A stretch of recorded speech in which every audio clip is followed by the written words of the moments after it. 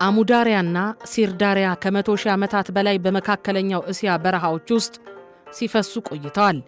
ጥንታዊው ሶግዲያና የተባለው ስልጣኔ በቀለው በእነዚህ ወንዞች ዳርቻ ነበር። ታላቁ እስክንድር ግዛቱን ያስፋፋው እነዚህን ወንዞች ተሻግሮ ነበር። በታዋቂው የሐር ጎዳና ላይ የነበሩት እንደ ሳምርካንድና ቡሃራ ያሉ ከተሞች የንግድ ማዕከል ሊሆኑ የቻሉት በእነዚህ ወንዞች በረከት ነው። ዳሪያ በፋርስ ቋንቋ ባህር ወይም ትልቅ ወንዝ ማለት ነው። አሙዳሪያ ረዥሙ ሲሆን ሲርዳሪያ ደግሞ በሁለተኝነት ይከተላል። ሁለቱም ጉዟቸውን የሚጀምሩት ከቲያንሻንና ከፓሚር ተራሮች ሲሆን መዳረሻቸው የኦራል ባህር ነበር። ይሁን እንጂ በ20ኛው ክፍለ ዘመን አጋማሽ ላይ ታሪኩ ተቀየረ። የቀድሞዋ ሶቪየት ኅብረት መካከለኛው እስያን የጥጥ ማምረቻ ማዕከል ለማድረግ ወሰነች። ተፈጥሮን ማሸነፍ በሚል መርህ ከወንዞቹ የሚወጣው ውሃ ወደ በረሃማ ቦታዎች እንዲሄድ ግዙፍ ቦዮች ተቆፈሩ። ውጤቱ ግን ተቀየረ። በአንድ ወቅት በዓለም በአራተኝነት ደረጃ ይቆጠር የነበረው የአራል ባህር ውሃው በመቀነሱ ምክንያት 90 በመቶ ደረቀ። ይህም በታሪክ ታይቶ የማይታወቅ የተፈጥሮ ጥፋት አስከተለ። የድንበር ተሻጋሪ ወንዞች ውዝግብም እንዲሁ ተወለደ። ሶቪየት ኅብረት ስትፈርስ ወንዞቹ 5 አዳዲስ ሀገራትን ታጃኪስታን፣ ኪርጊስታን፣ ኡዝቤኪስታን፣ ቱርክሜኒስታንና ካዛኪስታንን ማቋረጥ ጀመሩ። አሁን ላይ የውሃው ፖለቲካው በሁለት ጎራ ተከፍሏል። የላይኛው ተፋሰስ ሀገራት እንደ ታጃኪስታንና ኪርጊስታን ተራራማና የውሃ ምንጭ ባለቤት ናቸው። ውሃውን ለኤሌክትሪክ ኃይል ማመንጫ ወይም ግድቦች መጠቀም ይፈልጋሉ። የታችኛው ተፋሰስ ሀገራት ኡዝቤኪስታንና ቱርክሜኒስታን ደግሞ ሰፊ የጥጥና የግብርና መሬት ስላላቸው ውሃው ለመስኖ ሥራ በብዛት እንዲለቀቅላቸው ይሻሉ። ይህ ፍላጎት ውሃ ወይስ ኃይል በሚል ውዝግብ ለዓመታት ቀጠናውን ሲያናጋ ቆይቷል። በተለይም በክረምት ወራት የላይኛው ተፋሰስ ሀገራት ለኃይል ማመንጫ ውሃ ሲያቆሩ፣ የታችኛው ተፋሰስ ሀገራት በመስኖ እጥረት ይቸገራሉ። ዛሬ ላይ ሌላ ተጨማሪ ስጋት መጥቷል። የአየር ንብረት ለውጥ። የተራራ ላይ በረዶዎች በፍጥነት እየቀለጡ በመሆናቸው የወንዞቹ የውሃ መጠን ወደፊት በእጅጉ ሊቀንስ እንደሚችል ሳይንቲስቶች ያስጠነቅቃሉ። መካከለኛው እስያ የዓለም ሶስተኛው የቅዝቃዜ ዋልታ በሚባሉት የፖሚርና የቲያንሻን ተራሮች ላይ የተመሰረተ ነው። በአሁኑ ወቅት የሙቀት መጠኑ በመጨመሩ የበረዶ ግግር በፍጥነት እየቀለጠ ነው። ይህ በአጭር ጊዜ ውስጥ የወንዞቹን ሙላት ሊጨምር ቢችልም በረዶ አንዴ ካለቀ በኋላ ግን የወንዞቹ ውሃ በከፍተኛ ሁኔታ ይቀንሳል። ቀደም ሲል በረዶ ቀስ እያለ በበጋ ወቅት ለግብርና ውሃ በሚፈለግበት ጊዜ ነበር የሚቀልጠው። አሁን ግን በጸደይ ወቅት ቀድሞ ስለሚቀልጥ በበጋው የእርሻ ወቅት ከፍተኛ የውሃ እጥረት ይፈጠራል።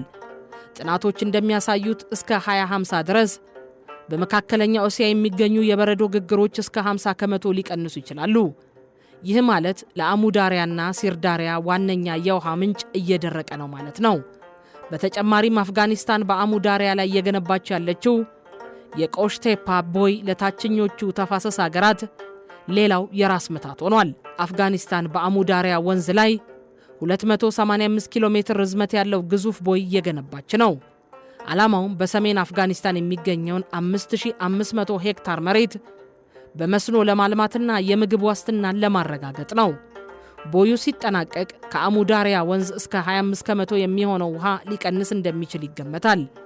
ይህ በተለይ ጥጥ በብዛት ለሚያመርቱት ኡዝቤኪስታንና ቱርክሜኒስታን የኢኮኖሚ ውድመት ሊሆን ይችላል።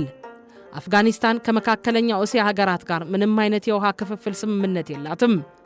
እንዲሁም የድንበር ተሻጋሪ ወንዞች ስምምነት አባል አይደለችም። ቦዩ የሚገነባውም ዘመናዊ ባልሆነ መንገድ ያለ ሲሚንቶ ሽፋን በመሆኑ ብዙ ውሃ ወደ አሸዋ ውስጥ ሰርጎ ሊባክን ይችላል የሚል ስጋት አለ። በአንድ በኩል ተፈጥሮ ወይም የአየር ንብረት ለውጥ የውሃ ምንጩን እያጠፉት ነው። በሌላ በኩል ደግሞ አፍጋኒስታን ለራሷ ህልውና ስትል የራሷን ድርሻ መውሰድ ጀምራለች። ይህ ለኡዝቤኪስታን፣ ለቱርክሜኒስታንና ለካዛኪስታን ታላቅ የቤት ሥራ ነው። ምክንያቱም የውሃው መጠን እየቀነሰ ተጠቃሚው ግን እየጨመረ ነው። አሁን ጥያቄው ውሃውን ማን ይውሰደው የሚለው ብቻ ሳይሆን ያለውን ጥቂት ውሃ እንዴት በጋራ እንጠቀም የሚለው ሆኗል። የነገሩን አሳሳቢነት በቁጥር ከተመለከትነው አፍጋኒስታን እየገነባቸው ያለው የቆሽቴፓ ቦይ ሲጠናቀቅ ከአሙዳሪያ ወንዝ በየሰከንዱ 650 ኪዩቢክ ሜትር ውሃ ይወስዳል። ይህ ማለት የወንዙን ሲሶ ወይም 1/3 ውሃ ያህል ነው። ሳይንቲስቶች ደግሞ በሌላ በኩል ሌላ መርዶ ያረዱናል። እስከ 2050 ድረስ ለነዚህ ወንዞች ህይወት የሆኑት የበረዶ ግግሮች በግማሽ ሊቀልጡ ይችላሉ። በአንድ በኩል የወንዙ ምንጭ እየደረቀ ነው፣ በሌላ በኩል ደግሞ ተጠቃሚው በከፍተኛ ሁኔታ እየጨመረ ነው። ያለፈው የታሪክ ስህተት የአራል ባህር በ90 በመቶ አድርቆታል። የዛሬው የውሃ ፖለቲካ ፍጥጫ ደግሞ ቀሪውን የኑሮ መሰረት እንዳያጠፋው ስጋቱ የሁሉም ነው ይላሉ ሳይንቲስቶች። አሙዳሪያና ሲርዳሪያ የመካከለኛው እስያ ህይወት ናቸው። የወንዞቹ የወደፊት ዕጣ ፈንታ የሚወሰነው በሀገራቱ ግጭት ሳይሆን በጋራ የውሃ አጠቃቀም ስምምነትና በዘመናዊ ቴክኖሎጂ አጠቃቀም ላይ ነው። ተፈጥሮ የሰጠችንን ጸጋ በፍትሃዊነት ካልተጠቀምንበት የአራል ባህር መድረቅ ያስከተለው ሰቆቃ ለሌሎችም እንዳይደገም ያሰጋል። የመካከለኛው እስያ የውሃ ፖለቲካ በዓለም አቀፍ ደረጃ በብዙ ምሁራን ዘንድ ትኩረት የተሰጠው ጉዳይ ነው። በተለይም የወንዞቹ ድንበር ተሻጋሪነት፣ የሶቪየት ውርስና የአየር ንብረት ለውጥ ተጽዕኖ በስፋት ተጠንቷል።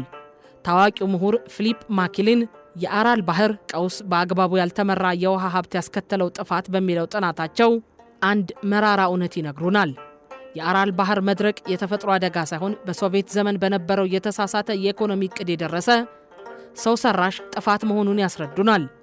የሚኪሊን መፍትሄ አገራቱ በፖለቲካ ባይስማሙ እንኳ በአሸዋ አውሎ ንፋስና በጨዋማነት የሚመጣውን የጋራ ስጋት ለመቀነስ የአካባቢ ጥበቃ ዲፕሎማሲ ላይ ማተኮር እንዳለባቸው ይመክራሉ። ኤሪካ ዌንታይል ደግሞ ሀገር ግንባታና የአካባቢ ጥበቃ ትብብር በሚለው መጽሐፏ አምስቱ የቀጠናው ሀገራት ነፃነታቸውን ካገኙ በኋላ ውሃን እንደ ብሔራዊ ደህንነት መሳሪያ ማየት መጀመራቸውን ትገልጻለች።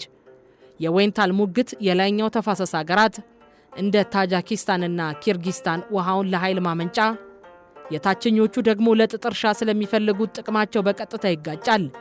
ይህንን የውሃ ኃይል ግብርና ትስስር ለመፍታት ውሃን ከፖለቲካ መሳሪያነት ማውጣት የግድ እንደሆነ ትሞግታለች። ካይ ቬገርሊች የውሃ የበላይነት በአሙዳሪያ ተፋሰስ ውስጥ በሚለው ጥናታቸው የኃይል ሚዛኑን ይፈትሻሉ። ለረጅም ጊዜ ኡዝቤኪስታን በወታደራዊና ኢኮኖሚ አቅሟ የላይኞቹን ሀገራት ስትቆጣጠር እንደቆየች ይጠቅሳሉ።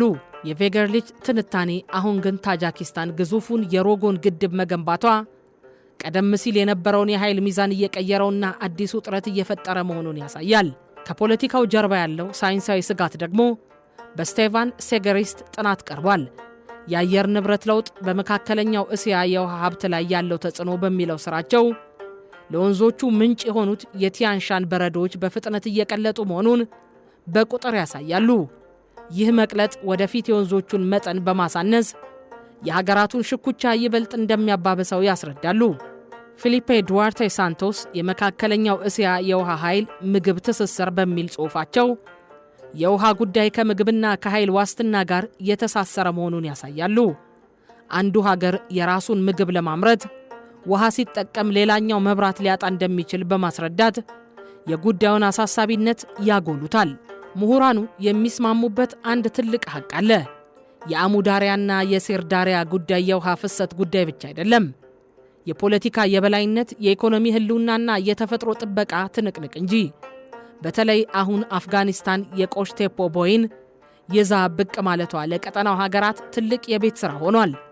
ምሁራኑ እንዳስጠነቀቁት ሀገራቱ ለጋራ ጥቅማቸው ካልተስማሙና ውሃን እንደ መነገጃ መሳሪያ ማየታቸውን ካላቆሙ የበረዶ መቅለጥና የውሃ እጥረት የሁሉንም ህልውና ማጥፋቱ አይቀሬ ነው።